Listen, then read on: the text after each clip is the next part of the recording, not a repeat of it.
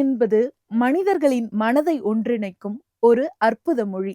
இந்த இசையின் மூலம் மனிதர்களின் உணர்வுகளையும் கருத்துக்களையும் இந்த உலகிற்கு கொண்டு சேர்க்கும் இளம் கலைஞர்கள் இன்றும் உருவாகி கொண்டுதான் இருக்கிறார்கள். திரைப்பட உலகை தாண்டி தங்களுக்கான சொந்த இசை பயணத்தை தொடர்ந்து புதிய இசை பக்கத்தை நமக்கு அறிமுகப்படுத்தும் அந்த சுயாதீன இசை கலைஞர்களின் உலகிற்கு நம்மை அழைத்து செல்லும் சிறப்பு நிகழ்ச்சிதான் இது. மக்கள் வணக்கம், இது இசை பக்கம்.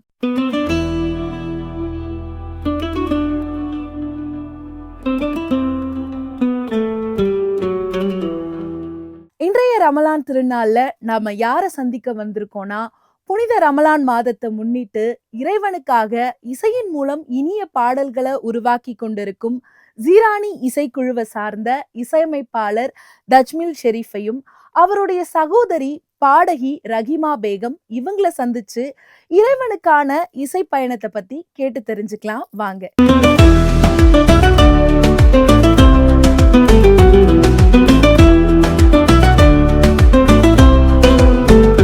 வணக்கம், எப்படி இருக்கீங்க ரெண்டு பேரும்? ரொம்ப நல்லா இருக்கும். நீங்க எப்படி இருக்கீங்க? நான் சூப்பரா இருக்கேன். சோ முதல்ல உங்க இருவருக்குமே இனிய ரமலான் திருநாள் நல்வாழ்த்துக்கள். உங்களுக்கும் வாழ்த்துக்கள். உங்களுக்கும் பார்த்துட்டு இருக்க நேயர்களுக்கும் இனிய ரமலான் வாழ்த்துக்கள். ஓகே, ஸோ முதல்ல உங்களுடைய இந்த ஜீரானி டிவோஷனல் குழு பற்றி அறிமுகப்படுத்திக்கோங்க.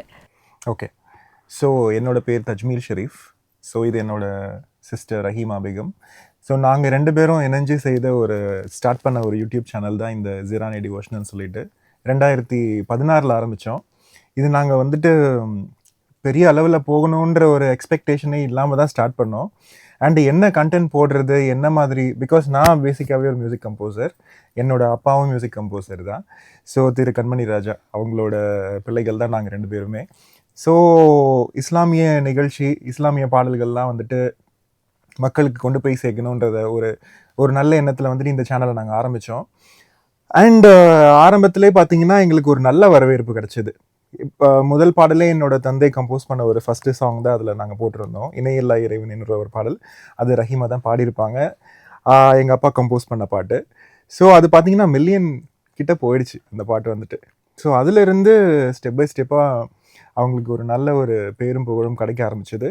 அண்ட் ஓன் கம்போசிஷன் இல்லாமல் நாங்கள் திரு நாகூர் ஹனீஃபா அவர்கள், அவங்க பார்த்தீங்கன்னா ராமநாதபுரத்தை சேர்ந்தவங்க. அவங்க மிகப்பெரிய ஒரு இஸ்லாமிய பாடகரவங்க. அவரோட பாடல்கள்லாம் எடுத்து நான் தான் என்னோட சிஸ்டருக்கு ஒரு ஐடியா கொடுத்தேன். இந்த மாதிரி அவர்களோட பாடலெல்லாம் நம்ம ரீமிக்ஸ் பண்ணி கேட்கலாம், பாடலாம். பிகாஸ் இப்போ இருக்கிற ஜென்ரேஷனுக்கு இந்த பாடல்கள்லாம் தெரியாது இல்லையா. ஸோ எல்லாமே ரொம்ப பழைய பாடல். அப்பத்தில் இருந்த மக்களுக்கு அந்த பாட்டெல்லாம் நிறைய கேட்டு ரொம்ப பரிச்சயம். ஆனால் இப்போ இருக்கிற ஜென்ரேஷன் பசங்களுக்குலாம் அந்த பாட்டை கொண்டு போய் சேர்க்கணும், நம்மளோட இஸ்லாமிய மக்களுக்கு இந்த பாடல்களெல்லாம் கொண்டு போய் சேர்க்கணும்னு நாங்கள் ஒரு புது விதமான முயற்சியில் அந்த பாடல்களையும் சேர்த்து போட ஆரம்பித்தோம். எல்லாமே மில்லியன்ஸ்லேயே போக ஆரம்பிச்சது. ஸோ ஒரு நல்ல வரவேற்பு கிடைச்சது அந்த சேனல் மூலிமா எங்களுக்கு. முக்கியமாக சொல்லணும்னா அந்த கொரோனா காலகட்டம் தான் எங்களுக்கு ஒரு சேஞ்ச் ஓவராக இருந்தது. ஏன்னா நாங்கள் அந்த யூடியூப் சேனல் ஸ்டார்ட் பண்ணும்போது எங்களோட ஓன் ப்ரொடக்ஷன், எங்கள் அப்பா தம்பி இவங்கெல்லாம் பண்ண சாங்ஸ் தான் போட்டுட்டு இருந்தோம். ஆனால் அந்த டைமில் தஜ்மீல் சொன்ன மாதிரி ஹாஜி நாகூர் ஹனீஃபா அவங்களோட பாடல் எடுத்து பாடலான்ற ஒரு தாட் வந்ததுக்கப்புறம் நாங்கள் ஃபஸ்ட்டு செஞ்ச பாட்டு இறைவா உன்னை தேடுகிறேன்ற ஒரு பாட்டு தான். இந்த கொரோனா காலகட்டத்தில் எல்லாருமே வீட்லேயே இருந்து ரொம்ப ஒரு டிப்ரெஷனில் போன ஸ்டேஜ் அது. அந்த பாட்டு லிரிக்ஸ் பார்த்திங்கன்னா அந்த காலகட்டத்துக்கு ஏற்ற மாதிரி, அந்த சூழ்நிலைக்கு ஏற்ற மாதிரியான வரிகள் இருக்கும் போது பப்ளிக் கிட்ட சேனல் பயங்கர ரீச் ஆச்சு அந்த பாட்டு மூலிமா. ஸோ அதை தொடர்ந்து தான் நாங்கள் நிறைய நாகூர் ஹனீஃபா அவங்களோட கவர் சாங்ஸ் நிறைய பண்ண ஆரம்பித்தோம். கிட்டத்தட்ட அந்த பாடல்கள் நாங்கள் போட நிறைய மில்லியன்ஸ் ரீச் ஆச்சு. பப்ளிக் கிட்ட ஒரு நல்ல பப்ளிசிட்டியும் கிடச்சிது. எங்களோட சேனலும் அது மூலிமா தான் நல்லா டெவலப் ஆச்சு. ஏன்னா இப்போது நிறைய பேர் பார்த்திங்கன்னா இஸ்லாமிய பீப்புளெலாம் அந்த நாகூர் ஹனீஃபா அவங்க காலத்தில் நிறையா இஸ்லாமிய பாடல்கள் கேட்குற பழக்கம் இருந்தது. அப்போல்லாம் மீடியா அப்படிலாம் கிடையாதுல்ல. எல்லாருமே இந்த மேடை நாடகங்கள், கச்சேரி, அவங்களுக்கு என்டர்டெயின்மெண்ட் பார்த்தாலுமே இது மாதிரி இஸ்லாமிய மேடைகளில் போய் நிகழ்ச்சிகள் பார்க்குறது தான். நம்ம சிட்டியில் வேறு மாதிரி லைஃப். ஆனால் கிராமங்களில் இந்த மாதிரி ஒரு திருமணமாக இருந்தாலும் எந்த நிகழ்வாக இருந்தாலும் அவங்க அந்த இஸ்லாமிய நிகழ்ச்சிகளை நடத்துறது வழக்கமாக இருந்தது. அது பெரும்பாலும் நாகூர் ஹனீஃபா அவங்களோட நிகழ்ச்சிகளாக தான் இருக்கும்.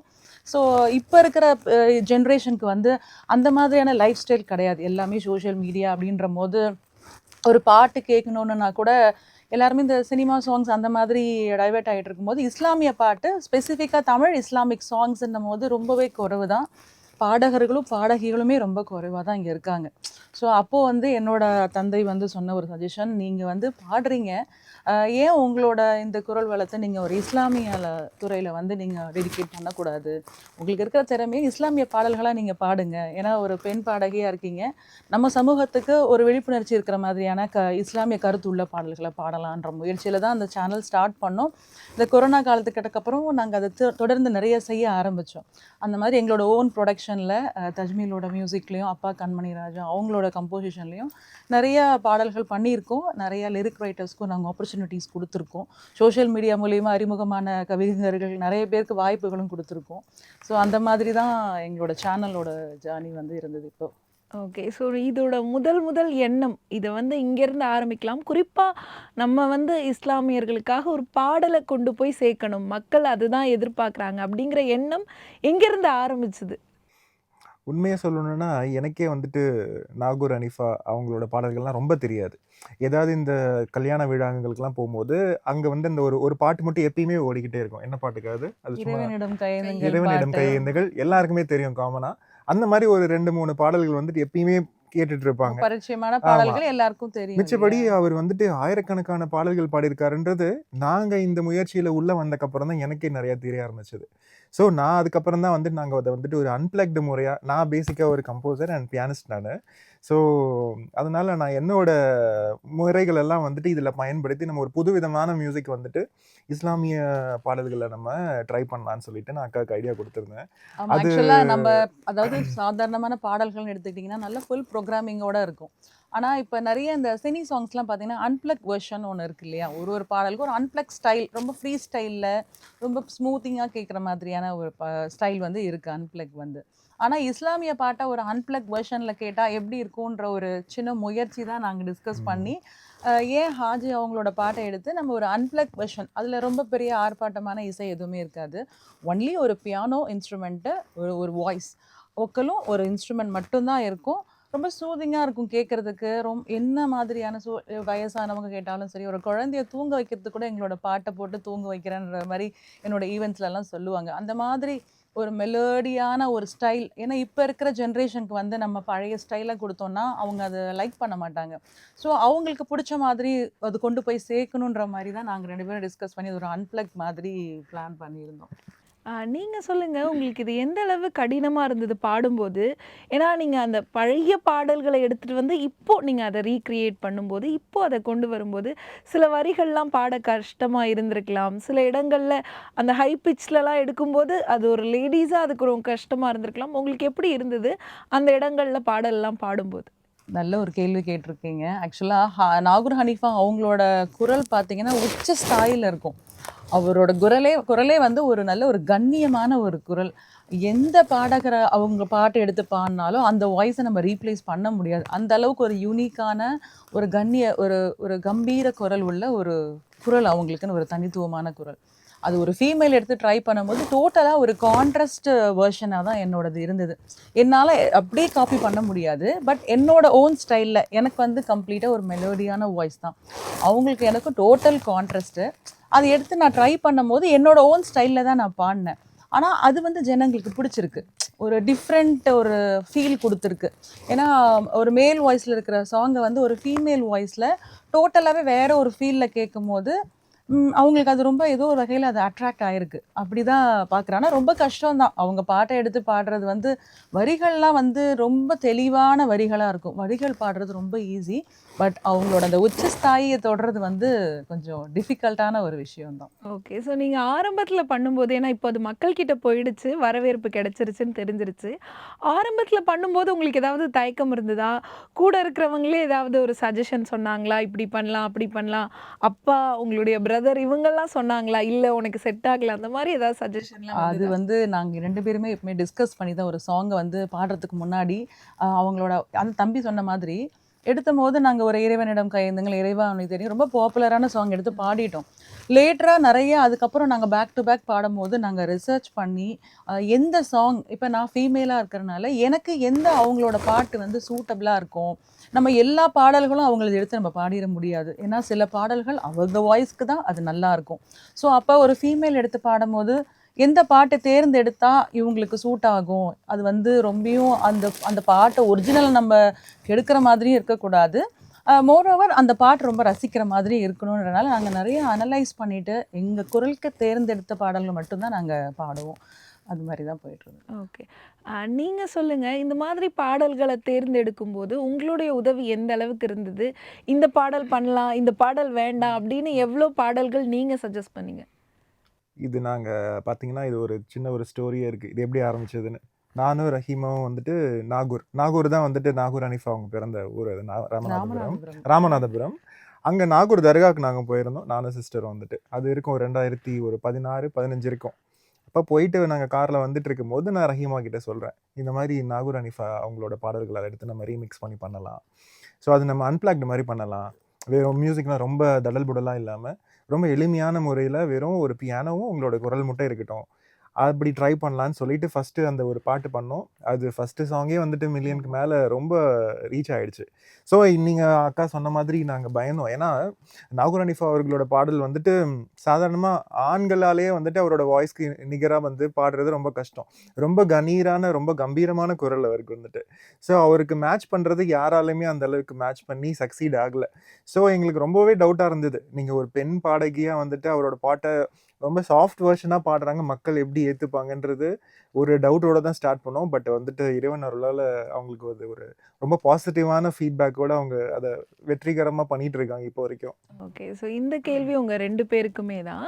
ஸோ நெறைய பாடல்கள் வந்து அந்த கருத்துக்கள், இஸ்லாமிய கருத்துக்கள நம்ம பாடல்கள்ல கேட்கும்போது, நமக்கு கேட்கும்போதே ஒரு சில விஷயங்கள் புல்லரிக்கும் அப்படின்னு சொல்லலாம். அதோடைய கருத்துக்கள எடுத்துக்கிட்டு பாடும்போதும், அதுக்கு மியூசிக் கம்போஸ் பண்ணும்போதும் எப்படி இருந்தது? ரொம்ப அது ஒரு நல்ல உணர்வு ஆக்சுவலி. நல்ல டிவைன் கேள்வி. ஃபீல் தான் அது. ஆமா.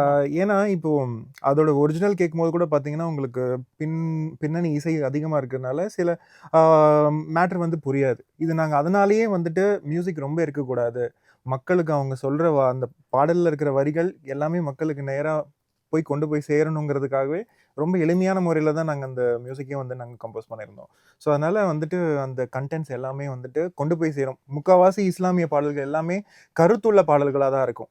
வெறுமனே இறைவனை புகழ்கிற மாதிரியும் இல்லாமல் பல வரலாறு பல விஷயங்களை வந்துட்டு மக்கள்கிட்ட கொண்டு போய் சேர்க்குற மாதிரி விதமாக தான் நிறைய லிரிக்ஸ் எழுதியிருப்பாங்க.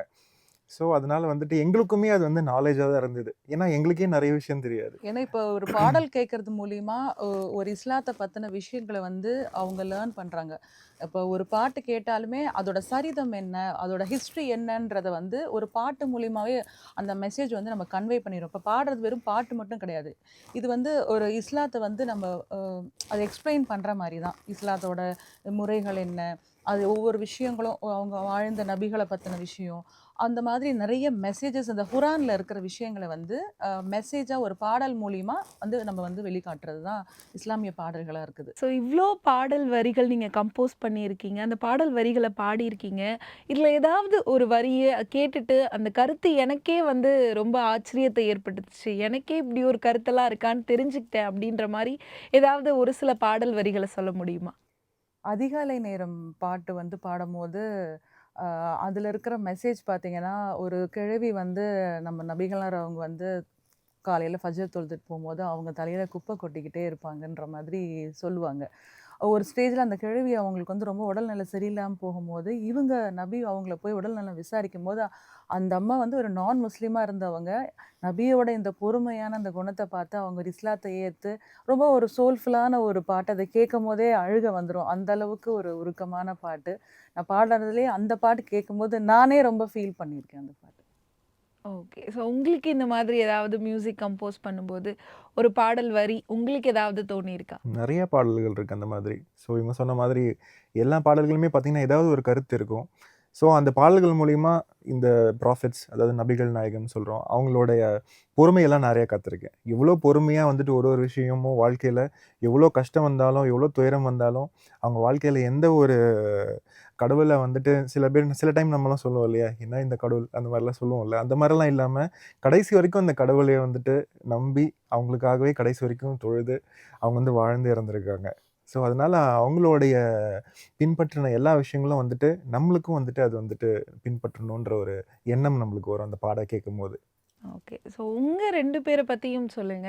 ஸோ ஒரு அக்கா, தம்பியா இந்த மாதிரி மியூசிக் ஆல்பம்லயும், இசை பாடல்கள்லயும் வேலை பார்க்கும்போது எப்படி இருக்கும்? ஏன்னா சகஜமா நம்ம வீட்ல வந்து சண்டை போடுவோம். இது சரியில்ல, அது சரியில்ல அப்படிலாம் சொல்லுவோம். அதெல்லாம் நிறைய நடக்கும். சில பாடும்போது விஷயங்கள் நடக்கும். ஆமாம். ஸோ ரஹீமா பார்த்தீங்கன்னா basically she is MBA HR அவங்க. அவங்க வந்துட்டு மியூசிக் வந்ததுக்கு காரணமே நான் தான். நான் ஃபஸ்ட்லேருந்தே சொல்லுவேன், சின்ன வயசுலேருந்தே. அவங்க வந்துட்டு சின்ன வயசுலேருந்தே படிப்புன்றத அவங்களுக்கு படிப்பு ரொம்ப பிடிக்கும் அவங்களுக்கு. அவங்க அப்படியே போயிட்டாங்க. நான் வந்து சின்ன வயசுலேருந்தே எனக்கு படிப்பு ரொம்ப வராது. ஸோ மியூசிக் தான்றதுனால ஃபஸ்ட்லேருந்தே மியூசிக்கை கேரியர்ஸாக சூஸ் பண்ணிட்டேன். ஸோ அக்காவுக்கு வந்துட்டு நான் அப்போ கூட சொல்லுவேன், நீங்கள் நல்லா படித்தாலும் உங்களுக்கு, ஏன்னா அக்கா வந்துட்டு ஜெனட்டிக்கலி அவங்களோட குரல் வளம் வந்து சின்ன வயசுலேருந்தே ரொம்ப நல்லா பாடுவாங்க ஸ்கூல்லேருந்தே. ஸோ நான் தான் அவங்கள ரொம்ப புஷ் பண்ணி இப்போ கடைசியில் முழுமையான ஒரு இசைக்கலைஞராகவே மாறிட்டாங்க. வேலையெல்லாம் விட்டுட்டு இப்போ ஃபுல் அண்ட் ஃபுல் இஸ்லாமிய பாடகியாக அவங்க வந்துட்டு இப்போது நல்லா பாடிட்டு இருக்காங்க. ஸோ என்னோட மியூசிக் ஜேர்னி பார்த்தீங்கன்னா என்னோட செகண்ட் ஸ்டாண்டர்ட்லேருந்து ஸ்டார்ட் ஆனது. ஸ்கூல் ப்ரோக்ராம், எந்த ஸ்கூல் ப்ரோக்ராம், என்ன ஆனுவல் டே, என்ன ஈவெண்ட்டாக இருந்தாலும் போய் பாடிடுவேன். காம்படிஷனில் போய் கலந்துக்குவேன். அது அப்படியே காலேஜ் யூஜிலையும் சரி, பிஜி படிக்கும்போதும் ஒரு ஈவெண்ட்னா அங்கே ரஹீமா அவங்களோட பாட்டு இருக்கும் அப்படின்ற மாதிரி எல்லாரும் ஒரு ஒரு இருப்பாங்கல்ல, ஒரு பாட்டு பாடனோடனே காலேஜில் எல்லாருக்கும் நம்மள நல்லா பரிச்சயமான ஒரு ஃபேஸ் ஆகிடும்ல, அந்த மாதிரி யூஜி பிஜி பண்ணும் போதெல்லாம் ரஹீமா சிங்கர் அப்படின்ற மாதிரி ஒரு நல்ல ஒரு ஃபீலில் பாடிட்டு இருந்தேன். பட் ஆஃப்டர் எஜுகேஷன் கம்ப்ளீட் ஆனதுக்கப்புறம் ஃபுல்லாக நான் ஒர்க்கில் ஃபுல்லாக இருந்துட்டேன். ஆனாலும் மியூசிக் வந்து எப்பயுமே எனக்கு ரொம்ப பிடிச்ச விஷயம்.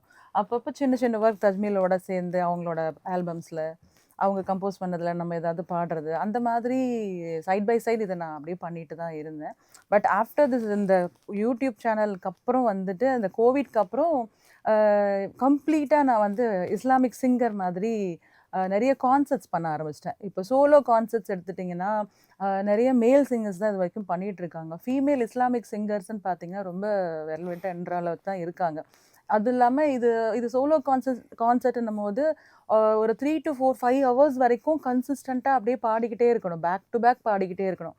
அந்த மாதிரி வந்து பண்ணுறது வந்து ரொம்பவே ரேர் தான். இப்போ நான் இண்டஸ்ட்ரிக்குள்ளே வரும்போது என்னையவே நிறைய விமர்சனங்கள் பண்ணாங்க. பெண் பாடகியாக இருக்காங்க, இவங்க வந்து எப்படி ஒரு 3 hours பாடுவாங்க, கண்டினியூஸாக பாடுவாங்களா, வேணா ஒரு மேல் சிங்கரோட சேர்ந்து பாடலாமா, அவங்கள எதுக்கு சோலோ கான்சர்ட் கொடுத்துட்டு, அந்த மாதிரிலாம் விமர்சனங்கள் ஆரம்ப காலத்தில் எனக்கும் வந்தது. அப்போ நான் வந்து ஏன் நம்மளால் முடியாது, ஏன் ஒரு பெண்ணால் முடியாதா, ஆண்கள் பாடுறாங்க, நம்ம பெண்கள் எவ்வளோ விஷயத்தில் நம்ம சாதிச்சுட்ருக்கோம், நம்மளால் ஏன் இது ஒரு தொடர் நிகழ்ச்சியாக பண்ண முடியாதுன்னு சொல்லிட்டு என்னோட முதல் கான்சர்ட்லேயே நான் ஒரு 3.5 hours பாடினேன். அதை தொடர்ந்து நாகூரில் வந்து எல்லா வருஷங்கள்லேயும் வந்து கந்தூரி விழா நடக்கும். அப்போ அங்கே வந்து பார்த்திங்கன்னா எனக்கு ஒரு சோலோ கான்சர்ட் வாய்ப்பு கிடச்சிது. அங்கே வந்து நான் 5 மணி நேரம் தொடர்ந்து பாடினேன். ஸோ இதுக்கப்புறம் இது யாரும் விமர்சனம் பண்ணுறதுக்கு வாய்ப்புகள் கிடையாது. ஏன்னா நம்ம ஒரு விஷயத்த பண்ணி காமிச்சிட்டோம். ஸோ இதை தொடர்ந்து நிறைய கிட்டத்தட்ட ஒரு 300 மேடைகளுக்கு மேலே தனியான இஸ்லாமிய கான்சர்ட் வந்து தமிழ்நாடு முழுக்க, மலேசியா, சிங்கப்பூர், துபாய் நிறைய நாடுகள்லையும் நான் வந்து இந்த மாதிரி கான்சர்ட்ஸ் பண்ணிக்கிட்டு இருக்கேன். ஸோ இந்த மாதிரி போயிட்டுருக்கு எங்களோட இது. ரொம்ப அழகாக சொன்னீங்க. வாழ்த்துக்கள் உங்களோட இந்த ஜேர்னிக்கு. எங்கே ஆரம்பித்து எவ்வளோ தூரம் வந்திருக்கீங்கன்னு. உங்களை பற்றி சொல்லுங்கள். உங்களுடைய மியூசிக் பயணம் எந்த மாதிரி, அண்ட் குறிப்பாக நீங்கள் எப்படி இந்த கம்போசிங், குறிப்பாக இந்த இசை பாடல்களுக்குள்ளே வந்தீங்க? நான் சின்ன வயசுலேருந்தே எங்கள் அப்பா மியூசிக் டைரக்டர்னால திரு கண்மணி ராஜா, அவங்க வந்துட்டு எனக்கு சின்ன வயசுலேருந்தே இந்த மியூசிக் லெசன்ஸ் வந்துட்டு எக்ஸ்போஷர் கொடுத்துட்டாங்க. சின்ன வயசுலேருந்தே நான் பியானோ கற்றுட்டு இருந்தேன். கிட்டத்தட்ட 4 வயசுலேருந்து வச்சுக்கோங்களேன். 4 வயசுலேருந்து மியூசிக் தான் படிச்சுட்ருக்கேன். ஸோ ஸ்கூல்ஸ் 12th முடிச்சதுக்கப்புறமா ஃபுல் அண்ட் ஃபுல் மியூசிக் தான் கெரியரை ஸ்டார்ட் பண்ணிட்டேன். என்னோட 16வது வயசுலேயே வந்துட்டு நான் மியூசிக் டீச்சர் ஆகிட்டேன். எங்கள் மாஸ்டர் வந்து பார்த்திங்கன்னா மிஸ்டர் அப்துல் சத்தார். அவரும் ஒரு இஸ்லாமியர் தான். அவர் வந்துட்டு ரொம்ப பிரபலமான ஒரு மியூசிக் டீச்சர் அவர். அவரும் இளையராஜா அவர்கள்லாம் வந்துட்டு ஒரே மாஸ்டர் கிட்ட ஒரு குரு கிட்ட படிச்சவங்க. அவர்கிட்ட தான் ஒரு 15 வருஷம் நான் படிச்சேன் மாஸ்டர் கிட்ட. ஸோ அப்படியே பியானோ டீச்சர் ஆனேன். அப்புறம் திரு ரஹ்மான் சார் அவர்களுடைய காலேஜ்ல 2013ல வந்துட்டு பியானோ டீச்சரா அறிமுகமானேன். இப்போ வரைக்கும் அவரோட காலேஜ்ல தான் ஒர்க் பண்ணிட்டு இருக்கேன். ஸோ இப்படி தான் ஸ்டார்ட் ஆச்சு. அண்ட் மியூசிக் கம்போசிஷன் பார்த்தீங்கன்னா, எனக்கு சின்ன வயசு ஸ்கூல் படிக்கும் போதுலேருந்தே நான் கம்போஸ் பண்ணுவேன். என்னோட 10th ஸ்டாண்டர்ட்லேருந்தே வந்துட்டு பாட்டெல்லாம் எழுதி கம்போஸ் பண்ணி அக்கா தான் பாடுவாங்க அதுக்கும். ஏன்னா நம்ம ஃபேமிலியில் சிங்கர்ன்னு நான் வெளியில் போனதே கிடையாது. ஏன்னா வீட்டிலேயே ஒரு சிங்கர் இருக்காங்க. அதனால அக்காவை தான் எப்பயுமே பாட வைப்பேன். ஸோ அப்படியே கொஞ்சம் கொஞ்சமாக ஆரம்பிச்சு ஆல்பம்ஸ் நிறைய பண்ணியிருக்கேன் நான். ஸோ அப்படியே போயிட்டுருக்கு. அந்த இஸ்லாமிய பாடல்கள் வந்து பார்த்தீங்கன்னா, அக்காவுக்கு நான் ஆரம்பிச்சதுனால அது கூடவே சேர்ந்து நானும் வந்துட்டு இஸ்லாமிய பாடல்கள்லாம் வந்துட்டு கம்போஸ் பண்ண ஆரம்பிச்சிட்டேன். ஸோ அதில் ஒரு ஒரு நல்ல ஒரு நிறைவு கிடைக்குது. ஏன்னா இப்போ அவங்க வந்துட்டு ஒரு சினிமா பாடகியா ஆகிறத விட ஒரு இஸ்லாமிய பாடகி ஆனதுனால தான் அவங்களுக்கு அந்த மரியாதையும் புகழும் வந்துட்டு வேற விதமான ஒரு மரியாதை கிடைக்குது. சாதாரணமாக நம்ம சினிமா பாடல்கள் பாடினா கூட நம்மளுக்கு இந்த அளவுக்கு மரியாதை கிடைச்சிருக்குமான்னு தெரியல. ஏன்னா இது இறைவனை பற்றி நம்ம புகழ்ந்து பாடும்போது அவங்களுக்கு அது ஒரு நல்ல ஒரு மரியாதையும் சேர்ந்து கிடைச்சிருக்கு இது மூலியமா.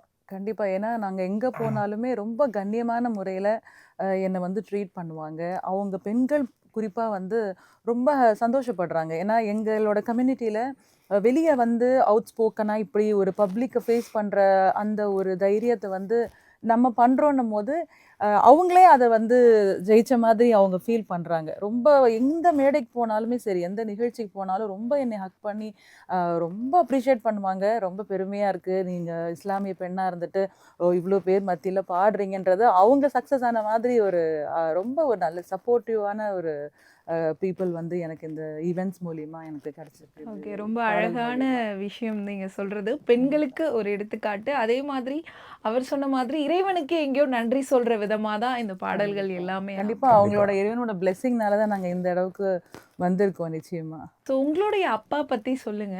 முதல்ல அவர் எவ்ளோ அறிவுரை குடுப்பாரு? ஏன்னா இசை அப்படின்னு வரும்போது நீங்க கம்போஸ் பண்றீங்க, நீங்க பாட்டு பாடுறீங்க அப்படிங்கும்போது எந்தெந்த இடத்துலலாம் அவர் அட்வைஸ் குடுப்பாரு? இப்படி பண்ணுங்க, அப்படி பண்ணுங்கன்னு எவ்ளோ அட்வைஸ் இருக்கும் வீட்ல? அப்பா வந்துட்டு பார்த்தீங்கன்னா, அப்பா லெஜெண்ட். அவங்க வந்துட்டு கிட்டத்தட்ட 6000 பாடல்களுக்கு மேல டிவோஷனல் பாடல்கள் பண்ணியிருக்காங்க. எல்லா இறைவனுக்குமே பண்ணியிருக்காங்க. எம்மதமும் சம்மதம் மாரி அப்பா வந்துட்டு இஸ்லாமியம், கிறிஸ்டியன், ஹிந்து டிவோஷனல் எல்லாமே சேர்த்து ஒரு 6000 பாடல்களுக்கு மேல இப்பயும் பண்ணிட்டு தான் இருக்காங்க. ஸோ அப்பா ஆனா எங்களுக்கு வந்துட்டு குடுக்குற ஒரே அட்வைஸ் வந்துட்டு எது பண்ணாலும் ஒழுங்கா பண்ணணும். ஏன்னா எங்களுக்கும் அவங்களோட பேரை காப்பாத்தணும் இல்லையா? ஸோ பீயிங் ஒரு ஒரு மியூசிஷியனோட சன் அண்ட் டாட்டரா இருக்கும்போது நம்ம வந்துட்டு ஏனோ தானோன்னு பண்ணிட முடியாது. ஸோ எப்பயுமே அப்பாவோட அறிவுரை நாங்க கேட்டுப்போம். ஸோ எது பண்ணாலும் அப்பாவோட அட்வைஸ் கேட்டு தான் ஒரு பாடல் நாங்க ரெக்கார்ட் பண்ணாலும் சரி, அப்பா கிட்ட ஃபர்ஸ்ட்டு போட்டு காட்டுவோம். இது நல்லா இருக்கா கேளுங்க, சஜஷன் தான். சில நேரங்கள்ல அப்பாவே எழுதிலாம் குடுப்பாங்க எங்களுக்கு வந்துட்டு ஆமா. லிரிக்ஸ்லாம் வந்துட்டு. என்னோட முதல் பாடல் கம்போஸ் பண்ணது அப்பா தான் பண்ணாங்க. தஜ்மீல்ட்ட பாடும்போது கூட ரொம்ப கம்ஃபர்டபுளா பாடிருவேன். அப்பான்னும்போது ஒரு பயம் இருக்கும். ஆமா. ஆனா அப்பா வந்து எங்கள எந்த வகையிலயும் டிஸ்டர்ப்லாம் பண்ண மாட்டாங்க. எங்களோட ஃப்ரீடம்ல எங்கேயுமே அவங்க தலையிட மாட்டாங்க. தம்பி எப்படி பண்றீங்களோ பண்ணுங்க. நீங்க எப்படி பாடுறீங்களோ பாடுங்கன்னுவாங்க. ஆனா அப்பாவோட இதில பாடும்போது ஒரு சின்ன பயம் இருக்கும். அந்த மாதிரி. ஆனா ரொம்ப ஒரு சப்போர்ட்டிவான எங்க அம்மா ரொம்ப இதில ரொம்ப மியூசிக் லைக் பண்ணுவாங்க. அப்பா, அம்மா 2 பேருமே வந்து எங்களுக்கு ஒரு பெரிய சப்போர்ட்.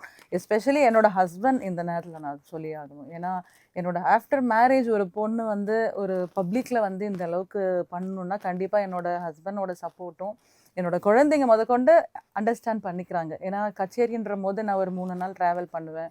வீட்ல இருக்க மாட்டேன். அந்த நேரத்தில குழந்தைங்களும் ரொம்ப புரிஞ்சுக்கிறாங்க. ஹஸ்பண்டும் நீங்க பண்ணணும் அப்படின்னு சொல்லிட்டு மோட்டிவேட் பண்ணதில தான் ஆஃப்டர் மேரேஜ், ஆஃப்டர் 2 குழந்தைங்க டெலிவரிக்கு அப்புறம் தான் நான் இந்த ஜர்னியவே ஸ்டார்ட் பண்ணியிருக்கேன். ஸோ ஃபேமிலிஸ் வந்து கம்ப்ளீட்டா எங்களுக்கு எல்லாருக்குமே ஒரு பெரிய சப்போர்ட். ஓகே. ஸோ உங்களுடைய வீட்ல குழந்தைங்களுக்கு இந்த மாதிரி பாடல்கள்லாம் கத்துக் குடுத்துட்ருக்கீங்களா அடுத்து? ஏன்னா இசை குடும்பம், அப்பா இருந்தாச்சு, நீங்க இருந்தாச்சு. அடுத்து குழந்தைகளுக்கும் அந்த பாடல் போயிட்டுருக்கா எப்படி? என்னோட பொண்ணும் பாடுவாங்க. என்னோட தம்பியோட பொண்ணும் என்னுடைய பாடுவாங்க. பொண்ணும் பார்த்தீங்கன்னா, YouTubeல முக்காவாசி நேரம் ரஹீமாவோட பாட்ட தான் கேட்டுட்டு இருப்பாங்க. YouTubeல பாட்டு கேட்டே அவங்க கத்துப்பாங்க. ஸோ எல்லாருமே கத்துக் மியூசிக் குடுக்கணும்லாம் இன்ட்ரெஸ்ட் இருக்கு. மியூசிக் இன்ட்ரெஸ்ட் அவங்க பர்த்டே சொன்ன மாதிரி இப்ப தஜ்மீலாவது வந்து ட்ரெயின்டு ப்ரொஃபஷனல். நான்லாம் வந்து சும்மா அப்பா பாடுறது, தம்பி பாடுறது, அப்படியே சும்மா இவங்களோட கம்போசிங் பண்ணும்போது நான் சும்மா அப்படி பாடுறது அந்த மாதிரி தான். அந்த மாதிரி குழந்தைங்களும் இப்போ வந்து ஹாபியா சும்மா பாடுறாங்க. தஜ்மீலோட பொண்ணும் என்னோட பையனும் வந்து ப்ரொஃபஷனலா பியானோ கத்துக்கிட்டு இருக்காங்க. ஸோ ஸ்டடீஸில் இப்போ இனிஷியலாக கொஞ்சம் கான்சென்ட்ரேட் பண்ணுறதுனால ரொம்ப நாங்கள் அதில் கொஞ்சம் ஃபோக்கஸ் பண்ண விடுறதில்ல. ஸோ பேசிக்காக கொஞ்சம் தெரிஞ்சுக்கிட்டோம். ஆஃப்டர் ஸ்டடீஸ்க்கு அப்புறம் அவங்க பண்ணலான்ற மாதிரி நாங்கள் யோசிச்சுட்ருக்கோம். ஸோ திரும்பவும் உங்களுடைய பாடல்களுக்கு வருவோம். நாகூர் அனிபாவுடைய பாடல்கள் பலவற்றை ரீக்ரியேட் பண்ணியிருக்கோம் அந்த மாதிரி சொல்லியிருந்தீங்க. உங்களுடைய ஓன் கம்போசிஷன் பாடல்களை பார்க்க முடிஞ்சது. குறிப்பாக அந்த ரமலான் மாதத்தில் குறிப்பிட்ட ரமலான் பாடல்கள் இந்த மாதிரி பார்க்க முடியுது. இந்த ஓன் கம்போசிஷன் பாடல்களை பற்றி சொல்லுங்கள். ஸோ ஓன் கம்போசிஷனில் பார்த்தீங்கன்னா எங்களோட சொந்த தயாரிப்பில் பெரும்பாலும் பார்த்தீங்கன்னா இந்த மாதிரி ரமலான், ஈகை திருநாள், இந்த மாதிரி பக்ரீத்லாம் முன்னிட்டு அந்த அக்கேஷனில் அந்த ஃபங்க்ஷனை நம்ம எதனால கொண்டாடுறோம், அந்த திருநாளை எதுக்காக நம்ம கொண்டாடுறோன்றதை பற்றிலாம் பார்த்தீங்கன்னா அந்த பாடல் மூலியமாகவே அதில் இருக்கிற கருத்துக்களெல்லாம் நாங்கள் சொல்லி அதை ஒரு பாடல் வடிவாக நாங்கள் வந்துட்டு ஓன் கம்போசிஷனில் கொடுத்துட்ருக்கோம். இந்த மாதிரி ஒரு நிகழ்ச்சிக்கும் லைக் மீலாது நபியாக இருக்கட்டும், பக்ரீத்தாக இருக்கட்டும், நிறையா இந்த மாதிரி சின்ன சின்ன நிகழ்வுகள்லாம் இருக்குது. இது எல்லா நிகழ்வும் எதனால் நடத்தப்படுது, எதுக்காக கொண்டாடப்படுறோம், அந்த மாதிரி விஷயங்களெல்லாம் வந்து நாங்கள் பாடல் வடிவத்தில் அதை நாங்கள் கொடுத்துட்ருக்கோம் ஓன் கம்போசிஷனில். ஸோ இப்போது நீங்கள் உங்களுடைய ஓன் கம்போசிஷன்லேருந்து ஒரு சில பாடல் வரிகள் எங்களுக்காக பாட முடியுமா? கண்டிப்பாக என்னோட முதல் பாட்டே பாடுறேன். ஏன்னா அதுவும் எங்களோட ஓன் கம்போசிஷனில் வந்த ஒரு பாட்டு தான். இணையில்லா இறைவனே, எல்லோர்க்கும் ஒருவனே, கருணையை வேண்டுகின்றேன் யா அல்லாஹ். மறித்தந்த நாயனே, மஹமூத நேசனே, உன் புகழ் பாடுகின்றேன் யா அல்லாஹ். பூமி என்பதே ஓர் பள்ளி வாசலே, கோடி ஜீவனும் அதில் தஞ்சமாகுமே, தவமும் வரமும் எதுவும் நீதானே, தினமும் உனையை பணிவாய் தொழுவேனே. இணையில்லா இறைவனே, எல்லோர்க்கும் ஒருவனே, கருணையை வேண்டுகின்றேன் யா அல்லாஹ். மறித்தந்த நாயனே, மஹமூத நேசனே, உன் புகழ் பாடுகின்றேன் யா அல்லாஹ். ஸோ ரொம்ப நன்றி. நாங்கள் கேட்ட பாடல்களை முதல்ல எங்களுக்காக பாடினதுக்காக, அண்ட் இவ்வளோ நேரம் இருந்து இவ்வளோ அழகான விஷயங்களை எங்கள் கூட பகிர்ந்துக்கிட்டதுக்கும் ரொம்ப நன்றி. மீண்டும் முறை உங்கள் 2 பேருக்குமே இனிய ரமலான் திருநாள் நல்வாழ்த்துக்கள். ரொம்ப நன்றி. Thank you so much.